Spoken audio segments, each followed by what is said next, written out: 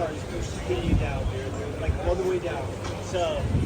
Are we rolling or not? Yeah, okay, we're rolling. I'm checking the angles. All right. And what happens if you get your spot at Florida? I said I wasn't going to take it, but I'm definitely going to take it. I was sitting on the beach here yesterday and kind of wanted to be back here in 1 year's time. So I know we said no Ironmans next year, but if I qualify this year, then it kind of doesn't count. So I'm hoping Deb won't be too mad at me.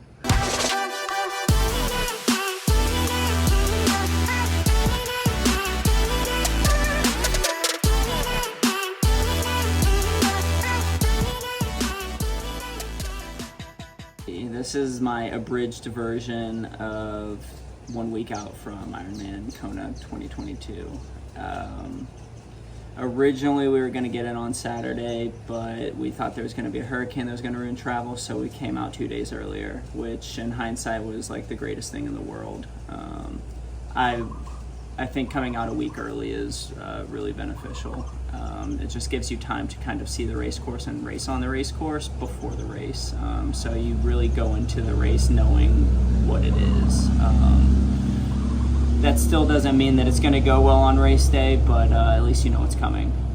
So Thursday we got in, Friday we kind of built bikes up. Saturday was kind of my key bike workout of the week. It was a 2-hour bike ride with just a lot of race pace intervals and some kind of sub-threshold stuff, kind of opening up the legs. That went really well and kind of gave me a lot of confidence going into the week. Sunday we got to experience Javi, which, you know, the day we went was really moderate. We also went in the morning.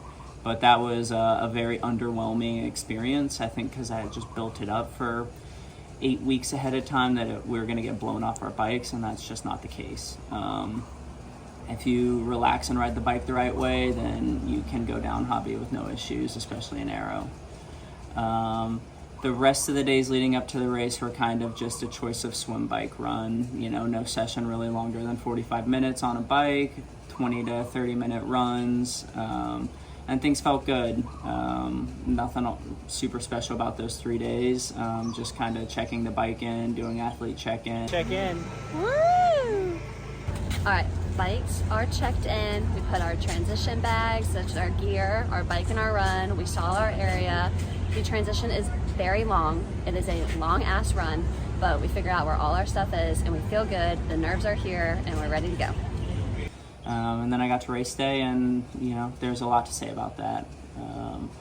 Not that I'm disappointed, but I'm left wanting more, both out of the Ironman distance and out of this race specifically. So I think that's what caused me to sign up for Ironman Florida before leaving the island. So we'll see what happens. Here we have Devon Dabney, first American in the 25-29 female age group, top overall amateur swimmer. How'd your race day go? It went good. The swim was super strong for me. I felt great the entire time. I had someone drafting off me on the way out, so I felt it was only fair that I got on her feet on the way home, which was much harder since there was a current on the way home. The bike was tough. The winds were so hard on Thursday compared to Saturday. Saturday was obviously much more favorable, but I felt really strong until the last 40 miles on the Queen K. The headwinds were unreal. I had to end up dropping my watts, like 20 watts, because I was thinking I didn't want to suffer on the run. So my target was 170. I ended up dropping it to 150. And I do think that was the right move. I normalized about 165 for the day. The run was hot. There's no way around it. Like skin on fire kind of hot. And Rob and I made the mistake of not putting sunscreen on till T2, which was not the right move. Took a Leahy drive as easy as I could. It was so nice with the hoses and the people. Like I really thought I was gonna have a great marathon. And then I got up to the Queen K, and that's when the real work started. And the energy lab was just a sufferfest. It was so hot. The ground in the energy lab just radiates a different type of heat. And the aid stations were about 1.5 miles apart. So thanks Ironman for that one. Ended up top 10 in my age group. Great for a first Kona, but I definitely don't think this is the last time we'll be here. Robert's already talking about next year and where we'll stay and everything. So yeah, we'll see if we come back. On to the next one. Yeah.